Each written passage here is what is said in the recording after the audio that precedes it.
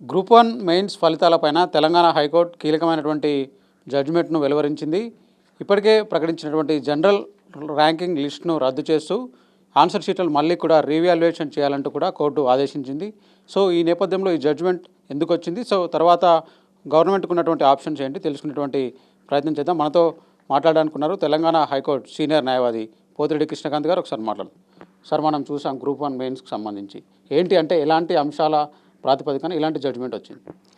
శ్రవణ్ గారు, ఇవాళ రోజు మనం చూసుకుంటే ఇవాళ గౌరవనీయ తెలంగాణ హైకోర్టు వారు ఏదైతే ఈ టీజీపీఎస్సీ గ్రూప్ 1 ఎగ్జామ్స్ మీద ఇన్ని రోజులు ఏదైతే కేసు నడిచిందో, ఒక ఉత్కంఠంగా ఒక కేసు నడిచిందో, దాని మీద ఒక మంచి ల్యాండ్ మార్క్ జడ్జిమెంట్ ఇవ్వడం జరిగింది.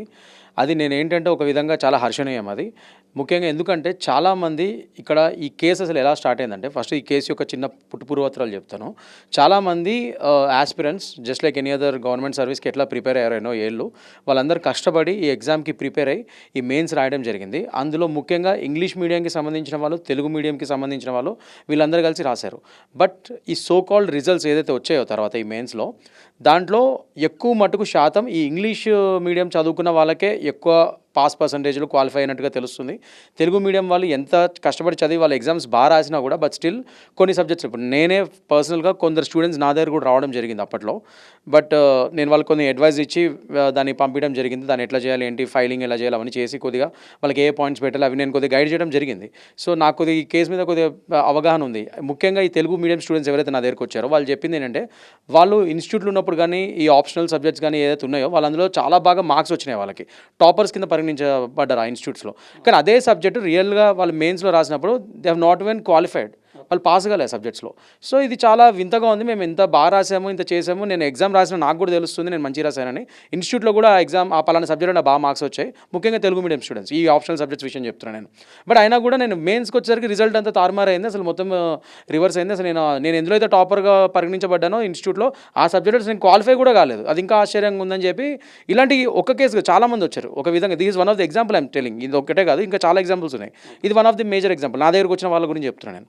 సో ఇలా అవ్వడం వల్ల ఇలా చాలా అవకతవకలు జరిగాయన్న ఈ అలిగేషన్స్ వచ్చాయి కాబట్టి ఈ వాల్యుయేషన్ ఎక్కడ సరిగ్గా జరగలేదు, మన టీజీపీఎస్సీ వాళ్ళు సరిగ్గా చేయలేదు ఈ వాల్యుయేషన్ అన్న ఒక అలిగేషన్స్ రావడం వల్ల ఈ ఎవరైతే బాధిత స్టూడెంట్స్ ఉన్నారో, ఒక ఆస్పిరెంట్స్ ఉన్నారో, ఎవరైతే క్వాలిఫై కాలేదో వాళ్ళందరూ మన సదరు తెలంగాణ హైకోర్టులో ఒక పిల్ వేయడం జరిగింది, వాళ్ళు కేసులు వేయడం జరిగింది. సో దానికి అనుగుణంగానే ఇవాళ రోజు గౌరవనీయ తెలంగాణ హైకోర్టు వారు ఈ స్టూడెంట్స్ అందరికీ ఒక మంచి రిలీఫ్ ఇస్తూ ఈ పలానా రిజల్ట్స్ని నలిఫై చేశారు. అంటే ఈ అనల్మెంట్ చేశారు. ఈ రిజల్ట్స్ ఏదైతే ఇప్పుడు మెయిన్స్లో రిజల్ట్స్ వచ్చాయో అది దాన్ని నలిఫై చేస్తూ అనల్మెంట్ ఇస్తూ అట్ ద సేమ్ టైం ఇప్పుడు ఏదైతే రిజల్ట్స్ ఆధారితంగా ఇప్పుడు నెక్స్ట్ ఏదైతే వాళ్ళకి జాబ్ పోస్టింగ్స్ అని అవి రాబోతున్నాయో అవన్నిటి మీద కూడా ఇంటరిమ్గా స్టే ఇచ్చేశారు. ఒక తాత్కాలికమైన స్టే ఇచ్చేసి 8 నెలలు టైం ఇచ్చారు గవర్నమెంట్ వారికి, టీజీపీఎస్సీకి ముఖ్యంగా. They have given 8 months time. అదేంటంటే ఈ 8 నెలల్లో ఈ ఎవరైతే మీరు మళ్ళీ అంతా ఇట్లా అవకతవకలైనని నిర్ధారితమైంది. ముఖ్యంగా ఎందుకు నిర్ధారితమైందన్న విషయం ఏంటంటే ఇక్కడ లీగల్గా సంజయ్ సింగ్ వర్సెస్ యూపీపీఎస్సీ అని 2007లో సుప్రీంకోర్టు ఒక జడ్జ్మెంట్ ఇచ్చింది. అదొక ల్యాండ్ మార్క్ జడ్జ్మెంట్. అందులో సుప్రీంకోర్టు గైడ్లైన్స్ క్లియర్గా వెలువరించారు. ఏమని ఇచ్చారు వాళ్ళు, అసలు కాంపిటేటివ్ ఎగ్జామ్స్లో మన దేశంలో ముఖ్యంగా యూపీపీఎస్సీ కానీ ఇలా స్టేట్ పబ్లిక్ కమిషన్ సంబంధించిన ఎగ్జామ్స్ కానీ ఏదైనా కాంపిటేటివ్ ఎగ్జామ్స్లో మీరు ఈ సంజయ్ సింగ్ గైడ్లైన్స్ ప్రకారం ఒక మోడరేషన్ పద్ధతి ప్రకారమే మీరు వాల్యుయేషన్స్ చేయాలి. ముఖ్యంగా ఎస్ఏ ఆన్సర్స్ ఉన్న ఈ పేపర్స్ ఏవైతే ఉన్నాయో, ఎస్ఏ టైప్ ఆన్సర్స్ ఉన్న పేపర్స్, వాటిని మోడరేషన్ పద్ధతి ఉపయోగించి మాత్రమే మీరు కరెక్షన్స్ చేయాలి, వాల్యుయేషన్ చేయాలని చెప్పి క్లియర్గా సంజయ్ సింగ్ వర్సెస్ యూపీపీఎస్సీ ఈ కేసు ఏదైతే ఉందో అందులో 2007 సుప్రీంకోర్టు గైడ్లైన్స్ ఇవ్వడం జరిగింది. సో ఇవాళ రోజు ఆ కేసులోనే సైట్ చేస్తూ మన గౌరవనీయ తెలంగాణ హైకోర్టు వారు same Sanjay Singh versus UPPSC పద్ధతిలోనే సుప్రీంకోర్టు ఆల్రెడీ ఇలాంటి గైడ్లైన్స్ ఇచ్చింది కాబట్టి ఈ పద్ధతిని మీరు ఇక్కడ ఎందుకు ఫాలో కాలేదు, సో స్ట్రిక్ట్గా ఇప్పుడు ఈ పద్ధతిని ఫాలో అవుతూ అదే మోడరేషన్ పద్ధతిని ఫాలో అవుతూ మీరు క్లియర్గా మళ్ళీ రీవాల్యుయేషన్ చేయండి, 8 నెలల లోపల రీవాల్యుయేషన్ చేయండి, లేని పక్షంలో మళ్ళీ మెయిన్స్ని ఎగ్జామ్ పెట్టండి అని చెప్పి క్లియర్గా ఒక జడ్జిమెంట్, ఒక 200 పేజీల పైగా ఒక క్లియర్ జడ్జిమెంట్ ఇవ్వడం జరిగింది. సో దాని పరంగా ఇవాళ రోజు ఇది చాలా హర్షణీయము. చాలామంది స్టూడెంట్స్ ఎవరైతే అన్యాయమైందో నా దగ్గరకు వచ్చిన పర్సనల్గా వచ్చిన స్టూడెంట్స్ కూడా వాళ్ళందరికీ ఇది ఒక శుభవార్త. Even I'm feeling happy in a way. So నేనేమనుకుంటున్నానంటే గవర్నమెంట్ అండ్ టీజీపీఎస్సీ వారు ఇది రీవాల్యుయేషన్ మన హైకోర్టు చెప్పినట్టుగా ఒక మోడరేషన్ పద్ధతిలో, మోడరేషన్ పద్ధతి ఏంటంటే ఇది ఒక సైంటిఫిక్ పద్ధతి. ముఖ్యంగా ఎస్ఏ టైప్ ఆన్సర్స్ని ఒక సైంటిఫిక్ పద్ధతిలో క్లియర్గా కరెక్ట్ వాల్యుయేషన్ జరిగే ప్రాస్పెక్ట్స్ ఉన్న పద్ధతి అంటే మోడరేషన్ పద్ధతి.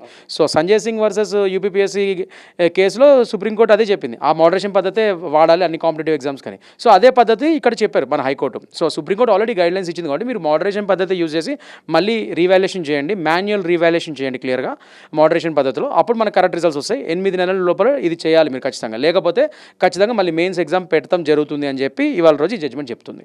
అంటే ఇప్పుడు వచ్చినటువంటి తీర్పు ఇది ఫైనల్ జడ్జ్మెంట్ అనుకోవచ్చా, లేదంటే గవర్నమెంట్కి ఉన్నటువంటి ఆప్షన్స్ ఏముంటాయి? అంటే ఇప్పుడు గవర్నమెంట్ పరంగా చూసుకుంటే అండి, ఇప్పుడు ఒకటి ఏంటంటే దే హ్యావ్ సమ్ ఆప్షన్స్. ఒకటి ఏంటంటే రివ్యూ పిటిషన్ వేయచ్చు వాళ్ళు, ఇదే ఫర్దర్ ఇదే బెంచ్ని అడగచ్చు, లేకపోతే నెక్స్ట్ ఫర్దర్ దీని సక్సెసివ్ బెంచ్ ఉంటుంది, వాళ్ళని మళ్ళీ రివ్యూ పిటిషన్ వేయచ్చు. కానీ మనకు తెలుసు review petition generally success rate చాలా తక్కువ. సో రివ్యూ పిటిషన్ కాకుండా నెక్స్ట్ వాళ్ళకున్న ఛాన్స్ అలా ఎస్ఎల్పి మన సుప్రీంకోర్టులో స్పెషల్ లీవ్ పిటిషన్ వేసుకొని దీన్ని ఛాలెంజ్ చేస్తూ ఇనిషియల్గా కొద్దిగా స్టే తెచ్చుకునే అవకాశం గవర్నమెంట్ వరకు ఉంటుంది. బట్ అక్కడ కూడా ఎంతవరకు అది సక్సెస్ అవుతుందో చూడాలి. ఎందుకంటే మనం ఇవాళ రోజు ఈ జడ్జ్మెంట్ చూసుకుంటే 200 పేజీలు పైగా ఒక పెద్ద జడ్జ్మెంట్ ఇవ్వడం జరిగింది మన గౌరవనీయ తెలంగాణ హైకోర్టు. సో అన్ని క్లియర్గా వాళ్ళు అన్ని పాయింట్స్ని పరిగణలోకి తీసుకొని ఒక జాగ్రత్తగా పరిశీలించి ఒక క్లియర్ అనాలిసిస్తో ఒక జడ్జ్మెంట్ ఇచ్చారని నాతో పాటు చాలామంది నమ్ముతున్నాం. సో అలాంటప్పుడు దాన్ని ఛాలెంజ్ చేయడం అంత ఈజీ కాదు.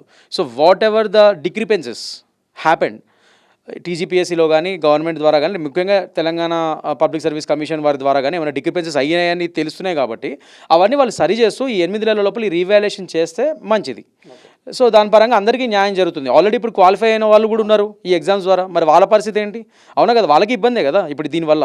సో అందుకని అందరికీ సమన్యాయం జరగాలి. ఎవరైతే క్వాలిఫై కాలేదు, మాకు ఎక్కడో మార్క్స్ విషయం అన్యాయమైందన్న ఇప్పుడు ఈ తెలుగు మీడియం స్టూడెంట్స్ ముఖ్యంగా ఎవరైతే ఇప్పుడు వీళ్ళందరూ ఈ కేసెస్ విన్నారో వాళ్ళకి న్యాయం జరగాలన్నా ఈ మాన్యువల్ రివాల్యుయేషన్ జరిగితే మంచిది, కోర్టు వారు ఆదేశించినట్టు 8 నెలల లోపల. అట్ ద సేమ్ టైం నిజంగా ఇప్పుడు ఎవరైతే ఆల్రెడీ క్వాలిఫై అయ్యారో వాళ్ళు ఎట్లా క్వాలిఫై అయ్యారు కాబట్టి వాళ్ళకి మళ్ళీ సేమ్ మార్క్స్ వచ్చే ఛాన్సెస్ ఎక్కువ ఉంటాయి. సో వాళ్ళకే న్యాయం జరుగుతుంది. అందరికీ సమన్యాయం జరిగే పద్ధతి నన్ను అడిగితే ఈ మోడరేషన్ పద్ధతి ద్వారా ఈ రీవాల్యుయేషన్ మాన్యువల్ రీవాల్యుయేషన్ చేస్తే ప్రభుత్వం వారు 8 నెలల లోపల అందరికీ సమన్యాయం జరుగుతుంది అనేది నాలాంటి వాళ్ళు చాలామంది నమ్ముతున్నారు. అంటే ఒకవేళ ఈ రీవాల్యుయేషన్ అనేది సాధ్యపడకపోతే మళ్ళీ రీ ఎగ్జామినేషన్ పెడితే, సో అంటే మళ్ళీ నోటిఫికేషన్ ఇస్తే, అంటే గతంలో ఇచ్చినటువంటి ఏదైనా జీవాలకు సంబంధించి నోటిఫికేషన్లకు సంబంధించి ఏమైనా వివాదాలు తలెత్తేటువంటి అవకాశాలు మళ్ళీ ఉంటాయి? మంచి క్వశ్చన్ అడిగారండి. డెఫినెట్గా అంటే ఉండే ఛాన్సెస్ ఉన్నాయి. ఎందుకంటే అందుకే నేను ప్రభుత్వాన్ని మళ్ళీ మీ ద్వారా ఒకసారి ఏబిఎన్ ప్రేక్షకుల ద్వారా రిక్వెస్ట్ చేస్తున్నాను. అదేంటంటే దయచేసి ప్రభుత్వం వారు ఇప్పటికే లేట్ అయింది కొద్దిగా, దీన్ని గౌరవనీయ తెలంగాణ హైకోర్టు ఏదైతే మనకి వాళ్ళ రోజు ఆదేశాలు ఇచ్చారో గవర్నమెంట్కి అండ్ టీజీపీఎస్సీ వారికి, దాని ప్రకారంగా వాళ్ళు ఆదేశాల నిమిత్తం ఈ 8 నెలల లోపల అది కండక్ట్ రీవాల్యుయేషన్ చేస్తే మాన్యువల్ రీవాల్యుయేషన్ మోడరేషన్ పద్ధతి ద్వారా అందరికీ న్యాయం జరుగుతుందని నా నమ్మకం. ఎందుకంటే ఇప్పుడు మళ్ళీ ఎగ్జామ్ పెడితే ఫస్ట్ ఆఫ్ ఆల్ ఇప్పుడు ఆల్రెడీ క్వాలిఫై ఎన్నో ఏళ్ళు కష్టపడి క్వాలిఫై అయిన వాళ్ళకి అన్యాయం చేసినట్టు అవుతుంది మళ్ళీ రీ ఎగ్జామ్ పెడితే. అది చాలా ఇబ్బంది పరమైన ఇష్యూస్ వస్తాయి. అండ్ ముఖ్యంగా మీరు జీవోస్ గురించి మాట్లాడారు కాబట్టి అసలు ఈ నోటిఫికేషన్ ఇది ఏదైతే public commission TG public service commission వాళ్ళు ఫస్ట్ ఒక నోటిఫికేషన్ ఏదైతే రిలీజ్ చేశారో అది జీవో 55. అదేంటంటే 2022లో వాళ్ళు రిలీజ్ చేశారు. అందులో ఒక ఇష్యూ ఏంటంటే సోకాల్ మన రిజర్వ్డ్ కేటగిరీ స్టూడెంట్స్ ఎవరైతే ఉన్నారో వాళ్ళకి ఎస్సీ ఎస్టీ బీసీ రిజర్వేషన్స్తో పాటు అందులో వాళ్ళు మెరిట్ పరంగా కూడా బాగా మార్క్స్ వస్తాయి. సో వాళ్ళకి ఆ మెరిట్ పరంగా ఈ ఓసీ కేటగిరీకి చెందిన వాళ్ళకి ఏదైతే మెరిట్ లిస్ట్లో వాళ్ళని పరిగణిస్తారో ఆ రిజర్వేషన్ వస్తుంది, ఆ మెరిట్ లిస్ట్ పరంగా అడ్వాంటేజ్ ఉంటుంది. అట్ ద సేమ్ టైం వీళ్ళ ఓన్ క్యాస్ట్ రిజర్వేషన్ కూడా ఉంటుంది, డ్యూయల్ అడ్వాంటేజ్ ఉంటుంది. సో ఆ విధంగా జీవో 55 అప్పట్లో ఈ నోటిఫికేషన్ ఈ public commission group 1 notification release కాకముందు ఫస్ట్ 2022లో రిలీజ్ చేశారు. దాని పరంగానే చాలా స్టూడెంట్స్ ఇవాళ రోజు ప్రిపేర్ అయ్యారు, ఎగ్జామ్స్ రాయడానికి సన్నిద్ధమయ్యారు. కానీ 2024లో మళ్ళీ జీవో 24 అని చెప్పి కొత్త తీసుకొచ్చారు, జీవో 29. జీవో 29. సో జీవో 29 అనేది 2024లో కొత్త తీసుకొచ్చారు. జీవో 29లో ఏం చేశారు, ఈ డ్యూయల్ అడ్వాంటేజ్ని తీసేశారు. ఈ సోకాల్ మన రిజర్వ్డ్ కేటగిరీలో ఉన్న స్టూడెంట్స్కి ఆస్పిరెంట్స్కి ఈ డ్యూయల్ అడ్వాంటేజ్ తీసేసి మీరు ఒకవేళ ఎస్సీ ఎస్టీ బీసీ ఓబీసీ వర్గానికి చెందిన వాళ్ళైతే మీకు ఆ రిజర్వేషన్ మాత్రమే వర్తిస్తుంది కొత్త జీవో 29 పరంగా. ఒకవేళ మీకు బాగా మార్క్స్ వచ్చి మీరు రిజర్వేషన్ కేటగిరీకి చెందిన తర్వాత కూడా మళ్ళీ ఇంకా మీకు మంచి marks same on par with the OC category ఉన్న వాళ్ళకి ఎవరైతే మెరిట్స్ వస్తాయో అదే పరంగా మీకు కూడా మెరిట్ మార్క్స్ వస్తే మీకు ఈ జీవో ఇంతకుముందు జీవో 55 పరంగా ఏదో డ్యూయల్ అడ్వాంటేజ్ ఉందో అది తీసేస్తూ కేవలం మీ క్యాస్ట్ రిజర్వేషన్ మాత్రమే ఒకటే అడ్వాంటేజ్ వచ్చే విధంగా ఇందులో ఉంటుంది అన్నట్టుగా ఆ పందాలో ఈ జీవో 29 చెప్తుంది, జీవో 55ని విరుద్ధంగా చెప్తూ ఈ 2024లో వచ్చి. సో ఈ జీవో 29 విషయంలో కూడా ఇప్పుడు మళ్ళీ కొత్త సమస్యలు తలెత్తే ఛాన్సెస్ ఉంటాయి, మళ్ళీ కొత్త రీఎగ్జామినేషన్ పెడితే. మరి అది కూడా ఇబ్బంది, మళ్ళీ దాన్ని కూడా ఛాలెంజ్ చేసే ఛాన్సెస్ ఉన్నాయి, లేకపోలేదు. సో ఇవన్నీ కూడా కొత్త సమస్యలకి తావు ఇస్తాయి ఒకవేళ మళ్ళీ రీఎగ్జామినేషన్ పెడితే. సో దాని పరంగా అందుకనే గౌరవనీయ తెలంగాణ హైకోర్టు వారు మంచి ఆలోచనతోనే దయచేసి మాన్యువల్ రివాల్యుయేషన్, అది కూడా మోడరేషన్ సైంటిఫిక్ పద్ధతిని యూజ్ చేసి ఈ 8 నెలల లోపల కంప్లీట్ చేసేయండి. ఈ సోకాల్డ్ బాధిత ఆస్పిరెంట్స్ ఎవరైతే ఇప్పుడు మాకు సరైన మార్క్స్ రాలేదు అని బాధపడుతున్నారో వాళ్ళకు ఒకసారి రివాల్యుయేషన్ చేయండి, మళ్ళీ ఈ 8 నెలల లోపల కంప్లీట్ చేయండి ఈ ప్రక్రియ అని చెప్పి స్ట్రిక్ట్గా చెప్పడం జరిగింది. సో దాని పరంగా మనం వేచి చూడాలి గవర్నమెంట్ ఏం చేస్తుంది అన్నది.